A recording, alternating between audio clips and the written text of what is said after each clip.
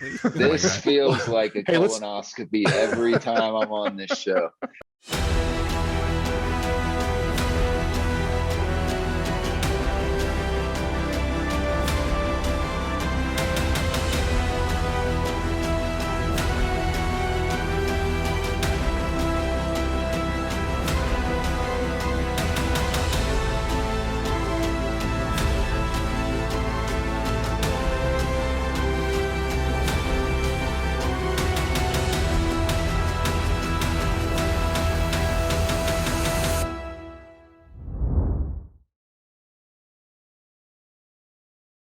All right. Hey, boys, let's raise a glass. We have Don Bentley and Marc Cameron in the house today. Dangerous crew here.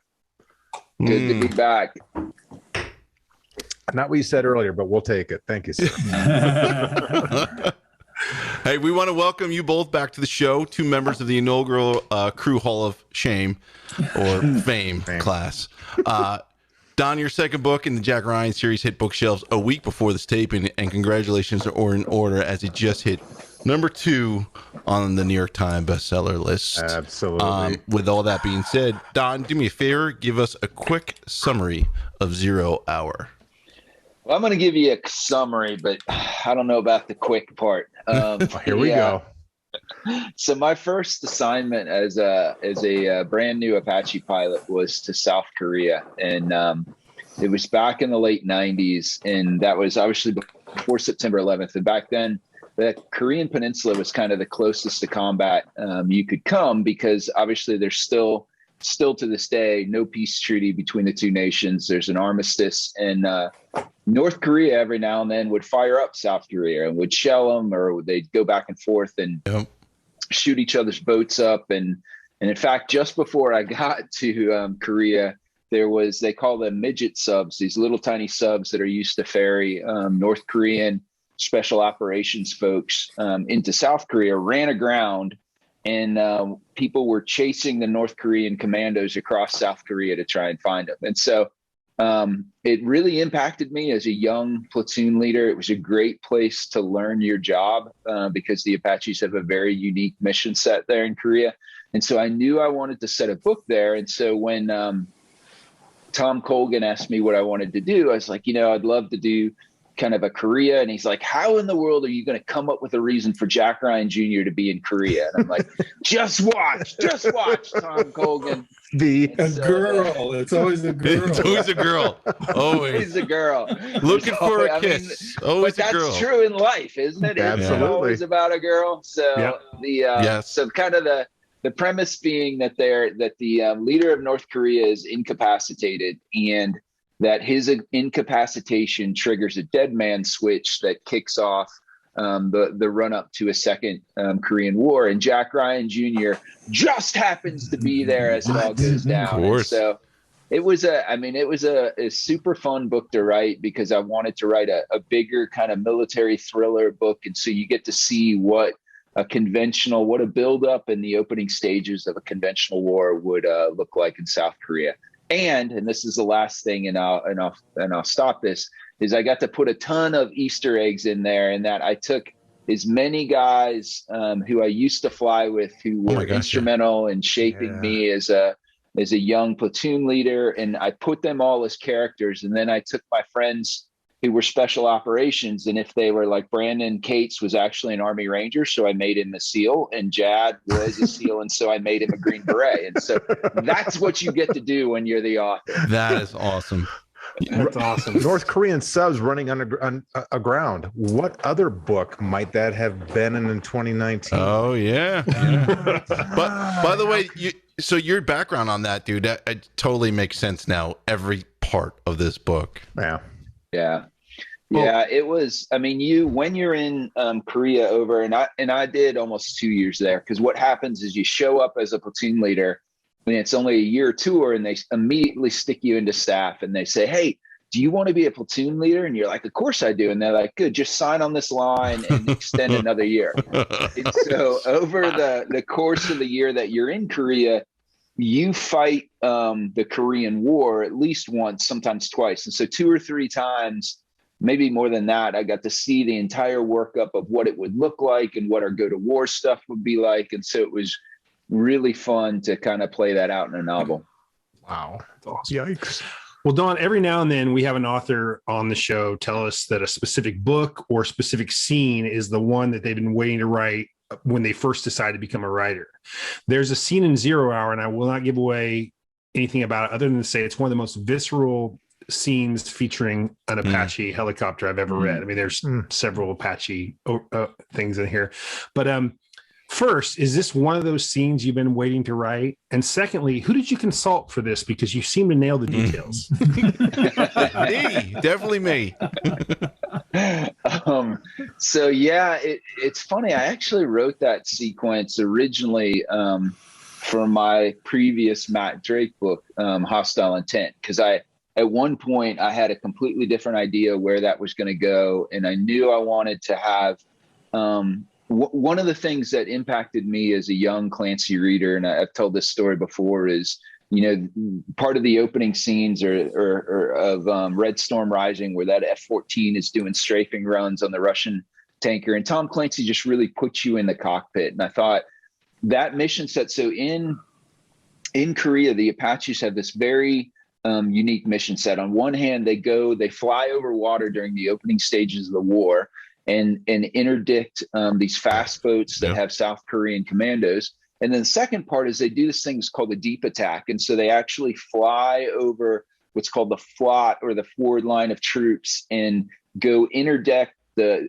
second echelon forces that are coming down and kill them. And so you spend a lot of time, I was the scout platoon leader, memorizing what order of marches would look like, what the formation would be, because you might find yourself in the position where you bypass the initial targets because those aren't the second echelon forces that you're hunting and trying to go kill. And so there's this whole aspect of that. And I thought, man, that would be a really great story.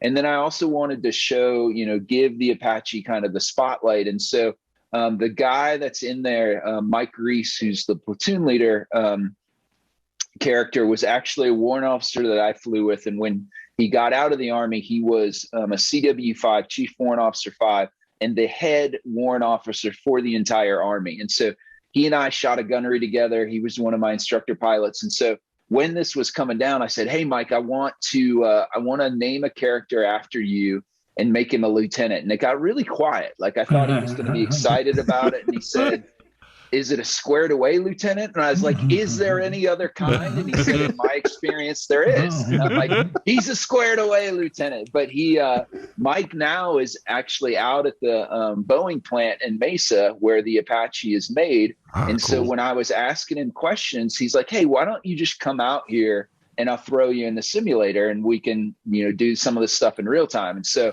the last time I flew an Apache was in 2005 in Afghanistan. And so I'm getting ready to go in and jump in the simulator. And my wife is like, you going to be all right with this? And I'm like, it's like riding a freaking bike. Of course I'm going to be all right.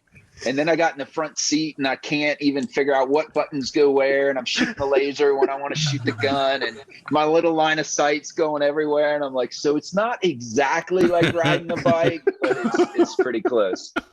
So those movies when some guy's like, oh, I used to fly a helicopter, just jumps in this high-tech helicopter and saves the day. That's all bullshit, right? No, I could totally do that. It was just the gunnery part. Something wrong with the simulator. Two different things. Totally. No, he can't. Programming was screwed up. Yeah. Okay, Mark, in your most recent Jack Ryan entry, Chain of Command, you had a pretty damn big crisis. You had the first lady kidnapped. And my question, as I read these, I like, and this isn't the first time I've had this question with you in these books, but with all that Ryan has faced from, Hunt for October on, does it get tougher each time to sort of raise the stakes and to, give him something that actually makes him sweat? Yes. Yeah. No, in fact, it's really a mind-bending exercise here, because since I turned in Chain of Command, I've finished another Arliss, like after Cold Snap, and part of a Jericho novella, and now I'm deep in the middle of the next Tom Clancy, which is set during the Cold War. So Jack Ryan's 35 years old, and Clark's 38 or 39. I love that. And, Ooh, that's awesome. So I'm trying to remember what happened in Chain of Command. Yeah. Well, the first lady got kidnapped. It's a little detail. That's something that's hard in every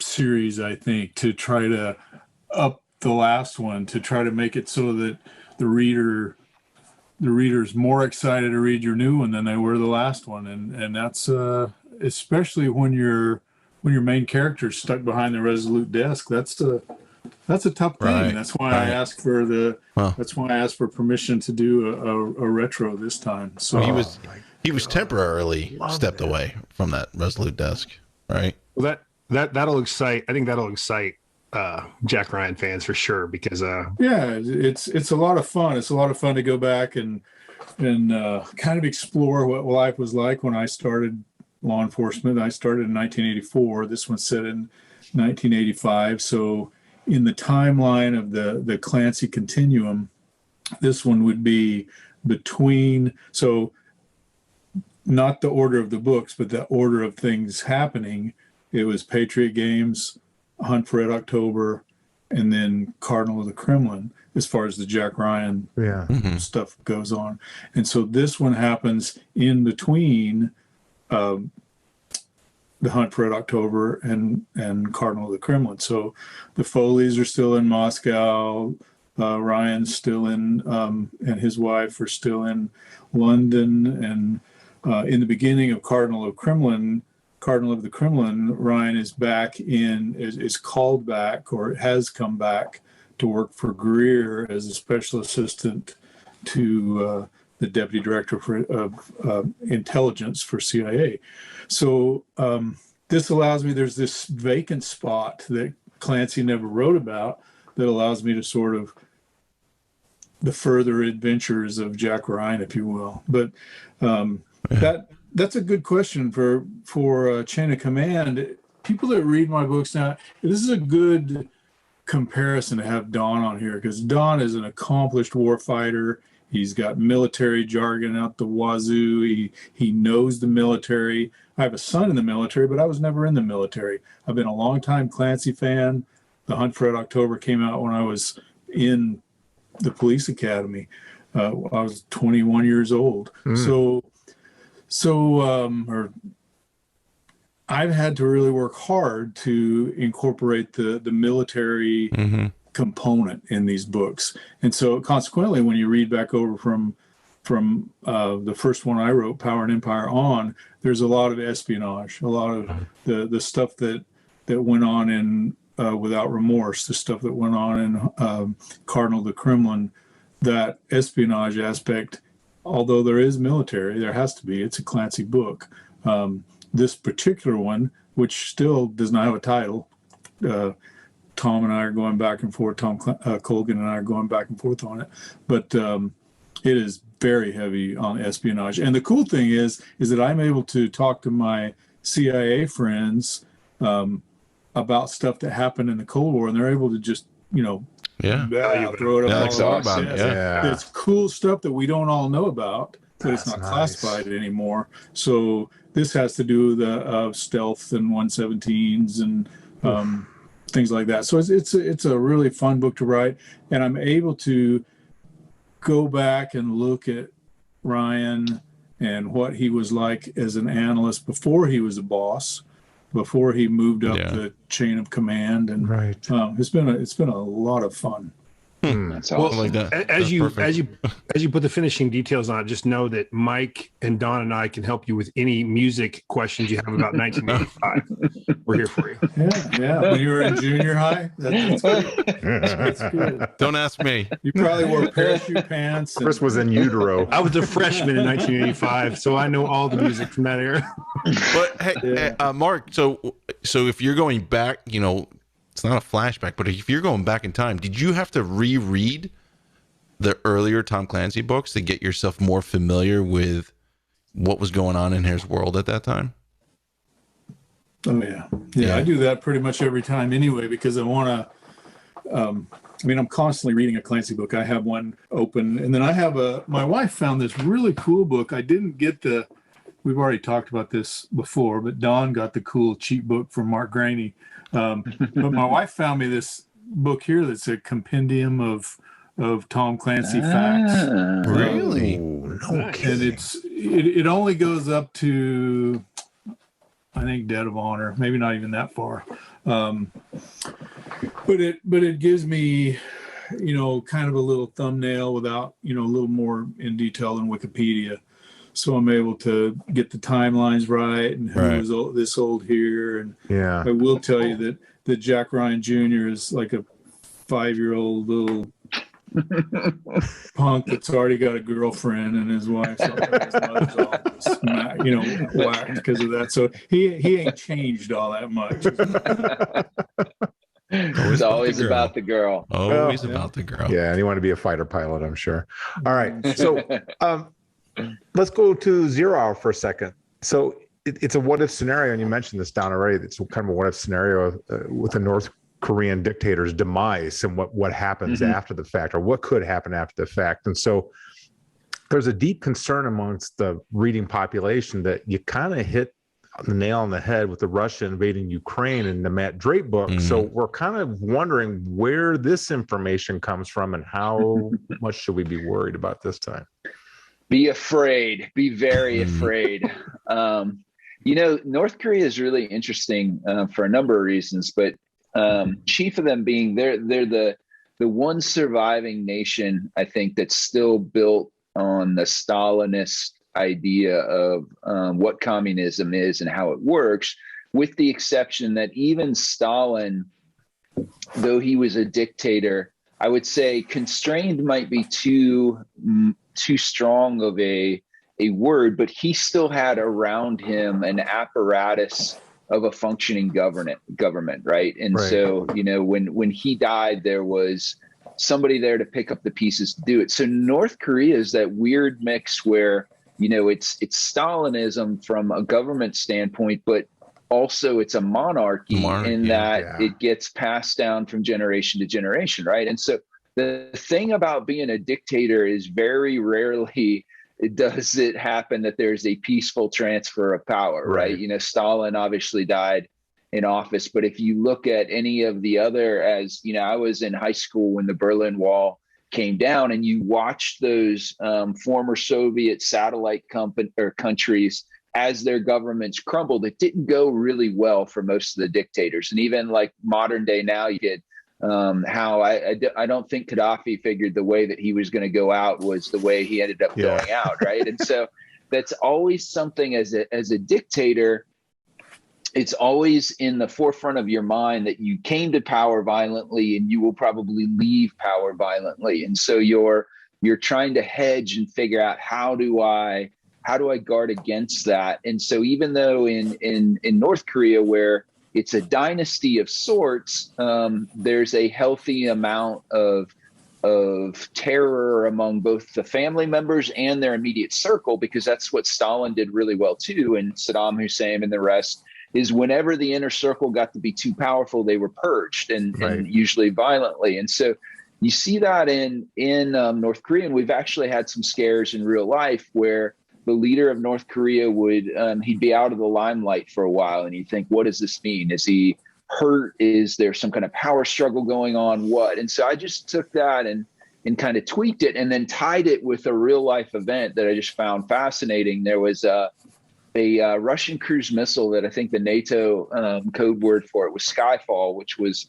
actually also a James Bond movie. Yeah. And we found out about this missile because so in typical Russian fashion, it's actually a nuclear powered cruise missile where air comes in, gets superheated in the reactor, and then radioactive air gets spewed out the back of this missile so that it can get, and what it gives it is basically unlimited range. And so a cruise missile is very, very hard to shoot down because they can fly nap of the earth and very close, but they also they're range limited. And so you can kind of figure which are the ways that they're going to come in. This one could literally just loiter all over the Atlantic and come in whichever direction you want. And so the Russians, when they tested it, the way that we found out things went wrong is there was an explosion that was so large it registered on the Richter scale that we thought it was a earthquake, and it was actually this nuclear cruise missile goes into the ocean, and the Russians are trying to recover it. And as they recover it,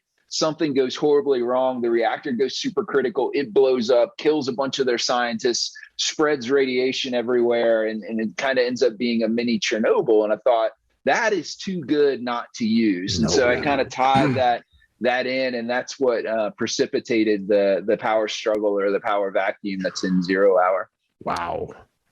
Well, so you got Jack Ryan Jr., Mr. C, Ding Chavez. These characters are some of the biggest, if not the biggest, in the Thrillerverse. They're fully formed. They have complete backstories, and to some readers, they almost feel like real humans. As the current authors of these characters, do you feel confined by this? That readers have a certain expectation of how these characters are going to talk, act, and think, and that you can't stray too far from that? Mark, you want to take a shot at that? Yeah, I mean there are some borders there that we have to be careful of, I think. But Clancy, Don and I have talked about this a lot. Clancy had a different writing style because we had a different reading style back in the 80s and 90s and even the early 2000s. And so the way I believe we need to write these are to make the reader feel the way that we felt when we were reading a Clancy, which means we have to write them a little differently because we consume differently. We have, video games and the internet and, speedy, whatever we want is at our fingertips instead of so we're really not, our brains are not equipped right anymore to really delve into these long, like Don described. I was at the Poison Pen event he was at, and he described the neutron going through all the wiring in what was that? Some of Our Fears. Some of Our Fears. Yep. Yeah. So I write those a little differently, and I write the characters. I want to write the same character, but I think there is a freedom in writing them new ways. Like, for instance, in the book that I'm writing now, I'm writing the same John Clark that Clancy wrote. In the later books, I'm writing that same character, but also I have to be very cognizant of the John Clark that Mark Graney wrote, because he turned him, as time went by. Graney had him when he was becoming a grandfather and all of that. And so I try to say, okay, here's this situation. This is what, like I think any writer does with any character. Here's a situation. What are they going to do? What is this character going to do that's real to them and honest to them in that situation? And with Clark, for instance, he goes berserk when it happens to be a wounded young girl, because of Pam Madden and his background with her and Without Remorse, and that was kind of the epitome of berserk, and that's John Wick before there was a John Wick. Definitely. And so I usually try to give him some. In fact, one of my first, it wasn't an editorial comment, it was a comment from somebody, a lawyer or somebody in the business, that said, "My gosh, you've made Clark such a violent man." And I thought, no, I didn't do that. This is the man he is. I just have to, I think, and Don has to do the same thing with the characters. We have to put them in situations that allow us to showcase those characters. There's such opportunity. I look at it that way. There's so much opportunity with these characters to explore that Clancy, I'm sure he had another dozen books in him. He just hadn't gotten around to them, and that's my particular joy and our honor to be able to write these. That lawyer apparently didn't see the pressurization tank, or didn't read the pressurization tank scene in Without Remorse, for God's sake. Exactly. I always point out the paragraph where Clark is covered with alcohol that he sloshed on himself, and old ratty poncho, and he's hanging out, and he stabs the drug dealer in the belly with a K-bar that he spends a paragraph or two describing, and he stabs the drug dealer. And this guy is not related to the Pam Madden death or anything, and he stabs him, and the drug dealer goes, "Why are you doing that to me? I don't know you." And Clark goes, "Practice." And I thought that is a mean about. mother effer. You know, speaking of John Clark, Don, when you have several chapters in 0 Hour with him in it. So when you write him, when you're writing a dialogue with him, do you first pause and go, "Damn, I can't believe I'm writing John Clark," or do you pause and go, "I hope I don't F this up"? A little of both for sure. And I think Mark's point about Mark Graney's John Clark is different than Tom Clancy's, is different than Marc Cameron's John Clark is true. But I think for Mark and I work really well together because I do whatever he says. But smart. In truth, I think one of the things that have made the books easier from my perspective is we did kind of divide up the characters from the standpoint of who has primacy over which characters. Because you, on one hand, you know, one of my favorite writers is Daniel Silva, and his Gabriel Alon character is a painting restorer, and he always goes to great lengths to say that when you restore the painting, what you want is the audience or the people that view the painting to never be able to see the painting restore in those strokes, that they only see the master, that you mimic that. And so on one hand, that's true. I think on the other hand, though, as Mark was kind of alluding to, is that you have to, as a writer, find something of interest in the series that hasn't been kicked around before to say, hey, I'm going to focus on this because this is how I'm going to broaden the series, or this is how I'm going to contribute something, is rather than retelling or rehashing whatever's done, I want to kind of explore new territory or till new soil, for lack of a better term. Having said that, I know, so John Clark is a prime character across the series, but is specifically for Mark's books. And so I've always, what I tried to do, the way I kind of pitched it to Tom Colgan when I took over, is when the Avengers movies, or when Marvel movies first came out, the first one was Iron Man. And so you got that deep dive into Robert Downey Jr.'s psyche, and it was such a great movie. And then when the Avengers come on, you get only a little bit of Robert Downey Jr. because there's so many other characters and they kind of overshadow his time. And I said, I want to do the Iron Man version of Jack Ryan Jr. and really focus on him. And what that'll mean a lot of times is that it's him to the exclusion of some of the other characters. And so there are some that I know have to be in each one, like Clark has to be in each one. But what I try and do is look at how Mark writes Clark, and Mark, it usually works out for us that one of us gets the other's book when we're about halfway through our book. And so I always get Mark's and read it and figure out, what is he doing with Clark? Where is he now? And try and mimic that as best as I can. Cause I look at that, like, that's not my character. That's Mark's character, because it's so integral to the series he writes. And so when I do Clark, what I try and do very much is just be that painter that's not leaving any brush strokes, that it's just Mark's character. And I'm trying to just carry that.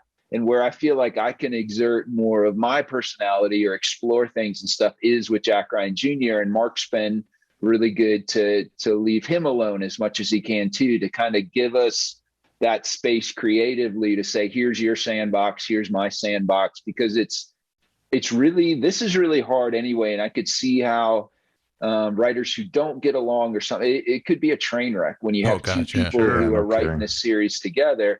And even though I think we get along pretty well, it would give me heart palpitations if Mark was writing this extensive Jack Ryan Jr., scene in his book that I had to figure out how it goes into mine, or vice versa. And so I think we do a pretty good job at deconflicting that when he doesn't give me a girlfriend with one arm and just let me know at the end of my, like, hypothetically speaking, if that ever happened. Yeah, that was that was one of those things. It was platonic relationship, because in my defense, I would rather leave you, Jack Ryan Jr., completely.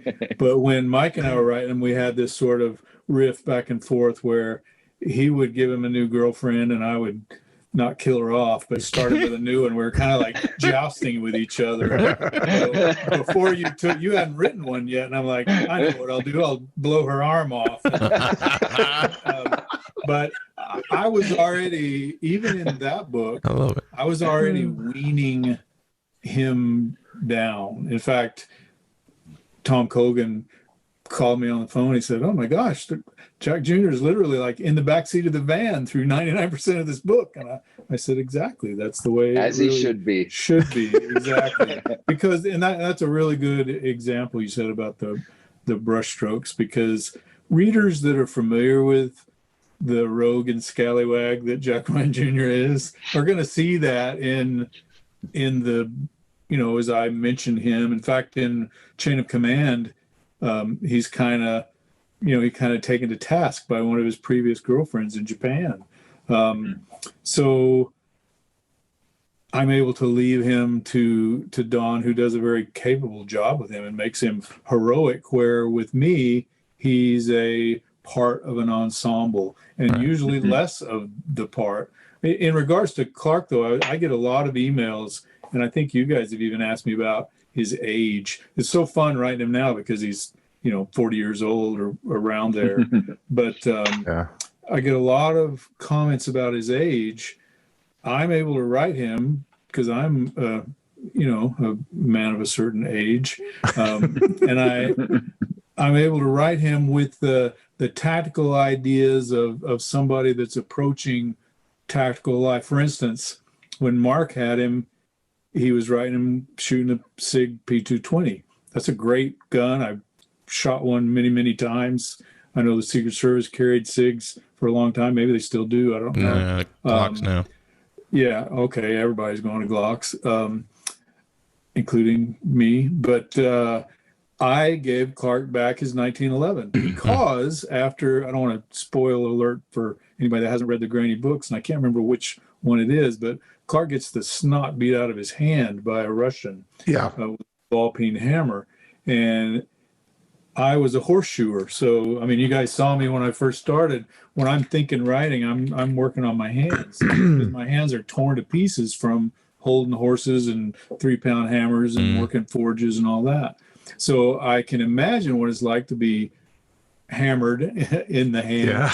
Yeah. And if I was going to be tactical and be John Clark in the tiny nth degree that I could be, I'd use a 1911 single action because I know that that's easier on my trigger finger, and that's what he had to work on. So, but what I wanted to say, I don't know why I got off on that tangent, but what I wanted to say is through all the, probably because I'm a man of a certain age, right?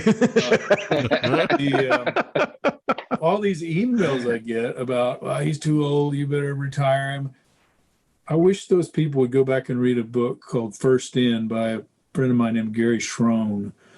He was a CIA officer who went in, led Operation Jawbreaker into Afghanistan. If you've seen the movie 12 Strong, Gary Schroen was 57 years old. The Taylor Sheridan character, who's the guy with the backwards hat that's got the sack full of money. Gary, when he was watching that, he told me, he looked at that and said, I think that's supposed to be me.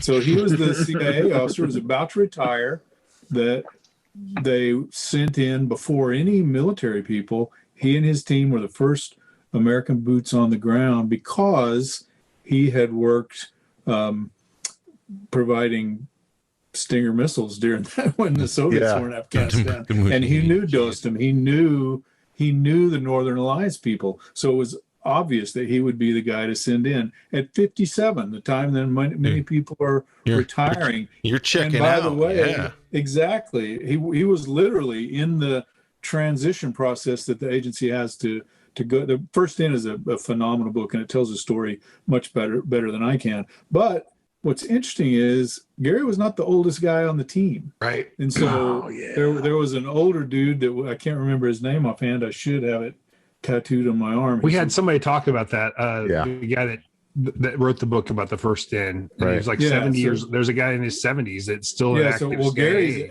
80 and he wrote first in, but this guy that was with him was 70, about 70, 68, 69, 70. And they didn't want him to go because he was too old. And he pretty much camped out on the yard at by the parking lot at Langley, so that the director could look down and see him, and until they said, "All right, you can go." I think I'm frozen. Yeah, you are frozen. That's crazy. That's okay. A man of a certain age. Yeah, I'm frozen. No, he's unfrozen. Yeah, mandatory retirement, 57, but I guess not. I could feel those hills if I was humping I think it's 60 with the agency, but still. Jeez. So what I'm saying is, there are people like Clark. In fact, in the book I'm working on now, Clark at 40 meets another former OSS operative from World War II that's sort of the precursor to old Clark. So it's kind of fun. Wow. That's cool. That's awesome. Well, each of you balances your work in the Tom Clancy universe with your own original series, whether it's Arliss for you, Mark, or Matt Drake for you, Don. Those series focus largely, not explicitly, but largely on the protagonist's point of view. In the Jack Ryan and Jack Ryan Jr. series, you're dealing with a much larger cast of characters and a lot more moving parts. Can you discuss the differences, if there are any, in your approach between your own novels and Jack Ryan Jr. novels? And we'll start with you this time, Don. So part of it is that the Clancy series is so well fleshed out that all of these characters exist, right? And so I say that to say, when I was writing, my first book, Without Sanction, very much focused on the protagonist, Matt Drake, and 2 or 3 other people. And part of that was because I wanted the story to be a story of redemption from Matt's perspective. And part of that is because the world didn't exist beyond those 3 or 4 characters. And so I think one of the things that Tom Colgan is really, really good at, and he kind of does this backhandedly by singing Mark Graney's praises, is saying, hey, you as a writer, if you want to be better, you can never just phone it in. And what he means by that is you have to push yourself every time you write a book. You have to try something different. You have to expand it. You have to, in Mark Graney's case, obviously Sierra 6, he wrote 2 books in 2 different alternate timelines and smashed them together. And so for me, you can kind of see my Matt Drake books getting a little bigger every time. And in fact, Hostile Intent was the biggest from the perspective of, it was a sort of a military thriller, and you got to see the invasion of Ukraine from multiple points of view. And so for me, and I don't know, I'm curious to hear what Mark says, because I'm writing those back to back and it's a very similar genre. When I did the Ukraine thing and thought, okay, now I want to do something like that with Korea, it was very natural to have an even bigger version, right? So I just showed an airborne invasion of one little city. Can I do that even bigger this time around in Korea? And that was, another kind of not backhanded compliment, but I was talking with Tom about something in one of the climaxes, and he's like, that's just what you do. You write big climaxes. And part of me was like, oh, that's pretty cool. I write big climaxes. And then the other 99% of me looked at the book I was working on. I was like, does this have a big climax? If this is what I do, where is it in this book? Because I can't find it. So I think you're, I feel with my Matt books, I'm trying to broaden them. With my Clancy books, some ways I'm trying to narrow them, because I'm trying to make it more about Jack Ryan, Jack Ryan Jr., even though I have all these other, characters that are used to tell the story. But at the same time, as the story gets bigger, I used to laugh. I'm like, why in the world do they include all these, the table of contents in the Clancy book with all these characters? Like, why in the world do you need that? And then when you write a Clancy book and you see how big it is, you're like, I can't even remember who this character. There's one interviewer, Fran Lewis, who goes into such depth, and she will, when I talk to her, she takes me character by character. What about this person? And Oh my I was gosh. like 45 minutes into the interview, and she said a name, and I didn't even know who it was. And I'm like, yeah. And I'm like paging through the book as fast as I can. So I think some of that's a function of the universe that you inherit. One, the Clancy universe that's already fully formed and very mature, and then my Matt Drake universe, which is still in the world building phase, and I'm still kind of figuring that out. But I don't know. What do you think about that, Mark? I think I agree. I think I wish that I wouldn't have frozen in such a goofy state there. It's just nighttime. Okay, good. Just darkness there. That's it. No, I feel like what you said about the cast of characters is very true. I make the cast of characters as I'm writing, because I have to refer back and forth to it over and over again. Part of it because it's all so many of the characters are foreign names, whether you're writing about China or Russia, or in this case, Russia and Germany. So and in addition to that, you have to make the names because readers read, they don't necessarily say the names out loud. So you can't name somebody Chuck and Charles and Chauncey, and it's too close together. Yeah. So you have to play with those names and that sort of thing. But no, when I'm writing, the difference in the 2-3 series that I write, when I'm writing the Arliss Cutter books, that's research that I've done for the last 30 years. And so I'm more like Don, writing about, helicopters and FBI work and things like that. So when I'm writing about the outdoors, I'll go to Utqiagvik, which is formerly Barrow, and hang out for a little while to sort of get the feel of it and the smell of it again. But I already know what I want to write there. Where with the Clancy's, I've got to be on the phone with a F-117 pilot or be talking to my CIA buddies or really learning things. And consequently, it takes more time to write a Clancy for me because... oh, no. What? Talk about cliffhanger. Because Don's such a good writer, and I'm intimidated by him. That's what I was gonna say. Why? We must know. Because I spend a lot of time in research. I might spend a day reading about stuff that won't even go in the book, or it'll be 2 sentences or whatever, because like you always hear, write what you know. I think, you learn stuff to write. There's no way we're going to know everything that we're going to write about. What's more important, I think, is to not write what you don't know. And so if I can't write about, for instance, I had Clark landing at Tempelhof when he should have been landing at Tegel, Berlin, because he's flying in commercial. And in 1975, they stopped landing at Tempelhof unless it was a military airplane. Now, you can be sure that I would have gotten 5 million emails from people that were stationed in Berlin in 1985 if I'd have had him flying on a Pan Am, Clipper into Tempelhof in 1985. So you have to be really careful of that nowadays. So I spend a lot, and that's what's so fun. I spend a lot of time because I enjoyed this particular part of Clancy or any writer. If I'm going to write about Marine One, say, I don't write as much about the technology of the helicopter as I write about the young crew chief and how he deals with the technology of the helicopter.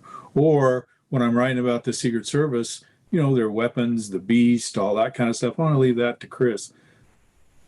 I want to write about that agent that, that Barbara Bush said, you need to go home and see your family, and got him all in trouble because, he was talking to the first lady and, and she told the supervisor to send him home. That kind of stuff is interesting to me. And I would really quick, I made myself a note here because we're talking about, am I still on? Or are we? Hey, no, we're good.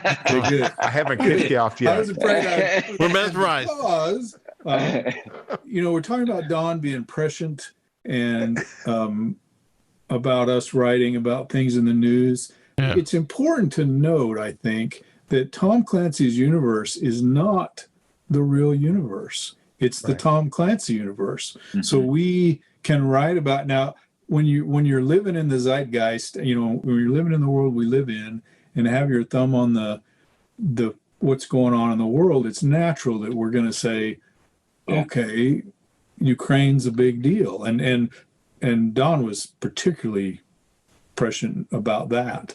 At the same time, I think it really is a bad idea, at least for me, to try to be too much like the real world, because you want Russia to be where Russia is and Japan to be where Japan is, and real events, as Clancy did, real events happened sort of in the past, but then Clancy was able to have bombs explode. Clancy was able to kill everyone in a decapitation strike. Clancy was able to have us in a shooting war with Japan. If we stay too real and too parallel, too convergent on real life, then it becomes reporting the news, and that's not what we're trying to do. And so we want to be bigger. So when somebody says to me, well, that's not the way Russia would do this, I say, well, you know what? That's the way this Russia does it. Move on. Usually I just say delete. It's difficult to limit a discussion with Don Bentley and Marc Cameron to only an hour. So please look for the second installment of our interview with the authors of the Tom Clancy Universe.